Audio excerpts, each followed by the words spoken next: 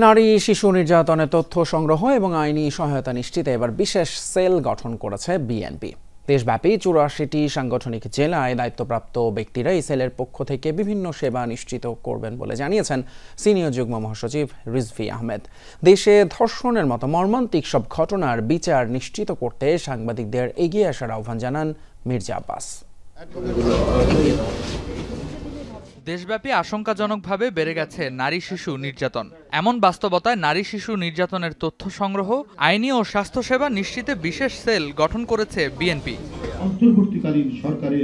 শুক্রবার দলের সিনিয়র যুগ্ম মহাসচিব রিজভী আহমেদ বলেন, গত ১৫ বছরের বিচারহীনতার সংস্কৃতির রেশ ধরেই এখনও ধর্ষণ নির্যাতনের শিকার হচ্ছেন নারীরা। তা প্রতিহত করতেই কাজ করবে এই বিশেষ সেল। বর্তমান শাসনকালে মানুষের প্রত্যাশা ছিল সারা জাতিতে তৃণমূলে অতি দ্রুত আইনের শাসন বলবৎ, কিন্তু প্রশাসনের শ্লথ ও ঢিলেঢালা আচরণের কারণে সমাজে দুষ্কৃতিকারীরা নানাভাবেই আশকারা পাচ্ছে। সন্ধ্যায় রিপোর্টার্স ইউনিটি আয়োজিত ইফতার ও দোয়া মাহফিলে বিএনপির স্থায়ী কমিটির সদস্য মির্জা আব্বাস জানান, আসিয়ার চেয়ে আরও ভয়াবহ ও নির্মম ঘটনা ঘটলেও তা সামনে আসে না। ধর্ষণের মতো অপকর্মের সাথে জড়িতরা যেন আড়ালে থেকে না যায়, সেজন্য সাংবাদিকদের এগিয়ে আসার আহ্বান জানান তিনি। এই আসিয়ার চেয়ে করুণ আর কোনো ঘটনা নাই বাংলাদেশে। এই বাংলাদেশে কি তনু হত্যা হয় নাই, রেপ হয় নাই? এই বাংলাদেশে মুনিয়া রেপ হয় নাই? এই বাংলাদেশে আরও মহিলা রেপ হয় নাই? আপনারা লিখছেন না কেন? আপনাদের সাংবাদিকদের দায়িত্ব অনেক অনেক অনেক।